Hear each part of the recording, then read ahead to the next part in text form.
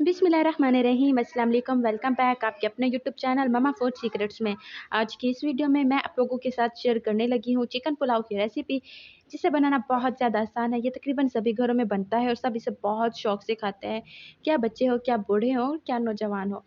तो इसे बहुत ही आसान इसी तरीके से बनाकर मैं तैयार करूँगी, तो वीडियो को लास्ट तक देखिएगा। और अगर अभी तक आपने हमारे चैनल को सब्सक्राइब नहीं किया तो प्लीज़ चैनल को सब्सक्राइब कर दें। अब हम करते हैं आगाज़। तो सबसे पहले मैंने घी के अंदर कुछ प्याज़ ऐड की है और तकरीबन मेरे पास 3 बड़ी साइज़ के प्याज़ थे, जिसे मैंने बारीक काट लिया है। अब मैं इंतज़ार करूँगी कि प्याज़ अच्छे तरीके से लाइट फ्राई हो जाए।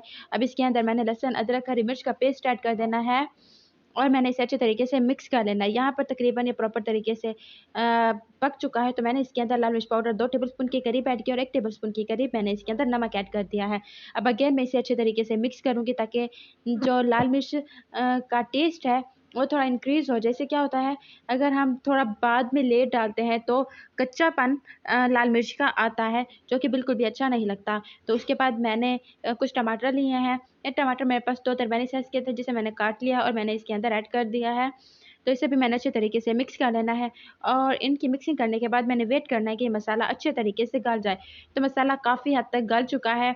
अब इसी टाइम पर मैंने इसके अंदर चिकन ऐड कर देनी है। अगर आप चाहते हैं तो आप मसाले को मज़ीद ज़्यादा अच्छे तरीके से गला सकते हैं, लेकिन चूँकि मैं चावल बना रही हूँ, तो इसके लिए इतना ज़्यादा ज़रूरत नहीं होती इसकी।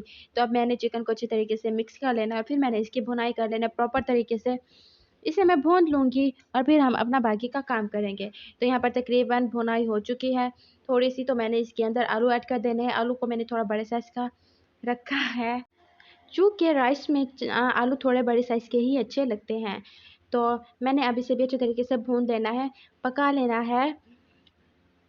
तकरीबन आलू जो हैं वो गल चुके हैं, लेकिन मैंने इसे थोड़ा-सा मज़ीद पका लेना है, ताकि ये प्रॉपर तरीके से गल जाए और इसका टेस्ट जो है वो इंक्रीज़ हो जाए। अब इसके बाद मैंने इसके अंदर पानी ऐड कर देना है। आप लोगों को पता होगा कि चावलों के हिसाब से जिस क्वांटिटी से पानी हम डालते हैं, अगर 2 प्याली आपके पास चावल हैं, तो हमने 1.5 प्याली पानी ऐड करना है। तो उसके बाद मैंने इसके अंदर कौरमा मसाला ऐड कर देना है, सॉरी बिरयानी मसाला ऐड किया है, कौरमा मसाला नहीं बिरयानी मसाला।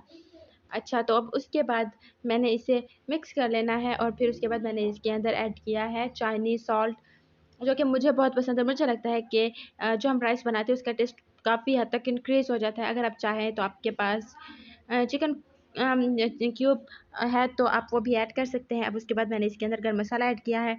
खुश्क धनिया मुझे बहुत पसंद है और तकरीबन मैं इसे सभी चीज़ों में शामिल करती हूँ। मेरे पास चले तो मैं इसे हलवे में भी यूज़ करूँ।